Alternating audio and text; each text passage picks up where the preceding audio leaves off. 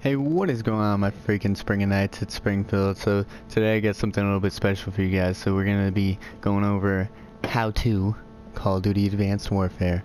So let's jump into it. Alright, so the first thing we're gonna talk about, and it's probably the most important thing, is class setup. So let's go ahead and look at that. So on Call of Duty, when you're actually choosing a gun to use, you kind of want to look for some specific things. So the main thing I look for when I actually choose a gun that I'm going to use is its damage output, which you can see on the Obsidian Steed, it's 11, which is really very good. And then you want to take into consideration fire rate. Now why these things are important is because the higher those two things are, the quicker your time to kill is. And why that's important is because the quicker you can kill somebody before they can kill you, that's Call of Duty. So definitely choose guns with high damage, high fire rates. Those are the best guns to use. Sometimes guns without high damage but really high fire rates are still really good because, again, they have a really quick time to kill. Like guns like the IMR, it has a high damage output but a low fire rate. But because it's a burst gun, it actually shoots fire faster than what the fire rate says. So it actually has a very quick time to kill. So the next thing we're going to talk about is some attachments. So the main attachments I like to use, sometimes I switch these up. We're using foregrip so we keep our recoil down. You want to land as many shots as possible when you're playing so that you kill the guy quicker than he kills you again. Quick draw so you get up on target faster. And then I use the red dot or either the stock, because red dot, it helps you with target acquisition. So that's good. And then the stock, I use that because sometimes it's better to be able to strafe around corners and stuff than it is to be able to pick them up quicker. I don't know. It's just, I don't know, I switch it off a lot. This, for perk 1, you can use pretty much whatever you want. I either use low profile or lightweight or both of them. It's pretty much personal preference. Perk 2, I either use peripherals or blind eye. Again, that's personal preference. Some people, like the pros, use fast hands so they can use their exo ability and stuff quicker. I don't really recommend that for just like public matches. It's not really important, so I would just go with blind eye or peripherals. And blind eye is probably a little bit more effective, but I'm just trying out peripherals right now, so I'd recommend blind eye probably. And then these perks down here in perk 3 are the most important, so you always want these two perks in your class. You never want to play without these two. That's toughness and blast suppressor. Toughness keeps your gun down when you're getting shot. That's a really important perk. You don't want your gun going up in the air over somebody's head when you're trying to shoot back at them. And then blast suppressors keeps you off the mini-map when you're jumping around using your X ability, since that's what this game revolves around. So, and then score streaks, you can use pretty much whatever you want. I just use the bombing run, the warbird, and the aerial assault drone because that's my personal preference. But if you have your own, that's fine. You can do that. That's cool. Now my submachine guns, I just like to run again the same pretty much perks and attachments, but I just use it on close range maps, of course. So now let's jump into some gameplay, but first I'm going to show you guys my settings. My bad, I jumped ahead of myself. So sensitivity, I like to run a 2 or a 3.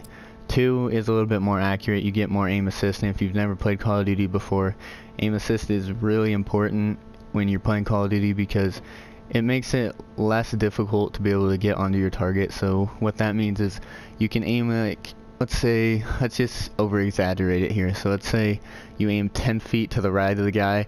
With aim assist on a 2 sensitivity, it's going to pull you over to him and get your sights on him quicker. And let's say if you're using a 10, we're going to say if you're 5 feet off of him, it's not even going to bring you over to him at all. So that's something to take into consideration when you're playing Call of Duty, is your aim assist. So definitely, if you're looking for aim assist, run a lower sensitivity. Button layout, I run tactical flip because I shoot with the top buttons. I don't like how mushy the triggers are.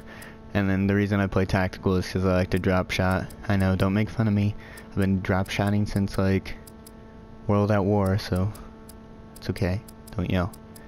Safe area, I just turn it all the way down so everything's a little bit compressed, just right in your face. You don't have to look around everywhere.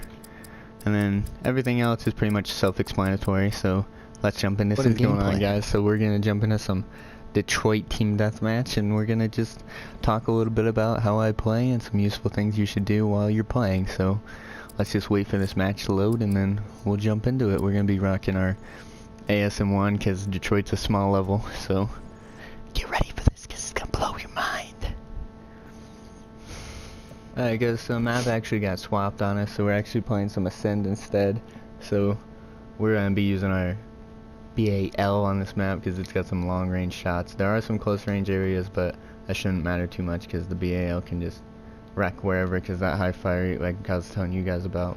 So yeah, hopefully we can get some good kills this match and give you some useful tips and look good, so I don't seem like I'm trash when I'm trying to teach you how to be good. So yeah. So we're actually going to start off by running off to the side of the map because I don't like rushing down the middle at the beginning. So we're just going to come over to this little side. There should be a guy running through this door any second now. So we're just going to wait. He's probably going to try to make a liar out of me. Yeah. Nope, there he is. Just took a little bit. See, map knowledge is key when it comes to Call of Duty, guys. Just go into private match, do something like that. Go into put on bots or something and just run around the levels and try to like keep up with where everything takes place and stuff like that. If you notice, I'm kind of running around the outside edges of the map. I'm not running deep down the middle because that's just a good way to get yourself killed. If you want to keep your KD up and stuff like that, I definitely suggest running around the sides of the maps, not the middle. And then you can just look in like that and then pick up some kills. Alright, so let's see. Next thing you kind of want to do to be successful at Call of Duty is keep your gun centered in the middle of the screen. You don't want it down at their knees or something like that, because it's going to take forever to bring your gun up, and then they're just going to kill you like before you can do anything. Like that guy killed me because I was stuck on his teammate. So next thing is mini-map awareness, like that. I saw that guy was behind me, but I couldn't just turn around fast enough. So you want to be looking at the mini-map, I'd say, probably every 5 seconds. I wouldn't like hard focus on it because this game is really fast-paced. You don't want to get stuck leaning, you know. Don't get caught leaning looking at that mini-map. Keep your eyes focused on the screen.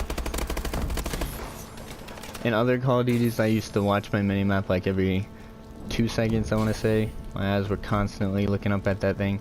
But this game, like I said, is really fast-paced. The exosuit makes it really hectic and hard to look at anything besides the screen, really.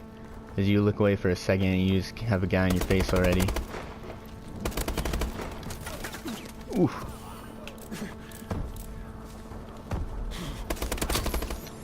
Another thing that doesn't even revolve around mini-map or it's kind of map awareness, I guess, is those white skulls you see popping up. That kind of gives you a hint where the enemies are at, because that's where your teammates are dying. So if your teammates are dying, there's clearly people over there. They're not just like, hopefully they're not killing themselves trying to reverse boost or something like that. So that's another helpful tip. And the last sort of thing I got for you guys on how to be better at Call of Duty is just around 2 things, I would say. So the next thing is just crap, what was I gonna say? I got sidetracked. I can't remember now. Hold on, it'll come to me, don't worry. Oh, how much you jump, that's right.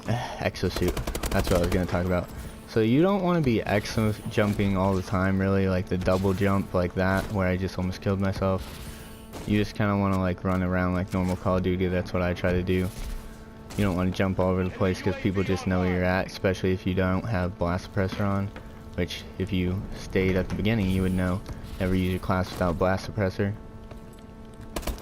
But I would just not jump around that much and then just use the little dashes like this, because those are the most helpful things to do. That's pretty much all I do besides when I'm trying to get up on a high spot like right here. And then the last tip I have for you guys is actually a pretty good tip, and it's gonna seem like, yeah, well, I'm sure everybody knows that, but I don't know if you guys know this, but Call of Duty is just like anything else in life. You know, you gotta practice at it to get better. So don't just hop on and think you're automatically just gonna be the best person on the game, because more than likely it's not gonna happen. It does happen occasionally, but you have to be really lucky. I actually was not graced with that. It took me 8 years to get where I'm at, so be patient, practice, play as much as you can, I would say. Even though people are going to try to say you have no life, it's okay, don't worry, you'll get better. They'll get worse, it's alright. If you have no life, that's okay. Who needs friends anyways, right? I mean, nobody needs to have a life outside of gaming. Gaming is life, just remember that.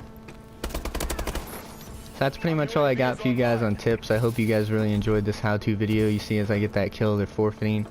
So my random question of the day is, was this video helpful to you? If it was, be sure to slap that like button. Let's break it. See if we can get the like button to not work. You know, I don't think that's ever happened on YouTube yet, so let's try to see if we can make it happen. So, thank you guys for watching. Subscribe to join Springfield Nation. I love you guys. I'll see you guys in the next one. Later.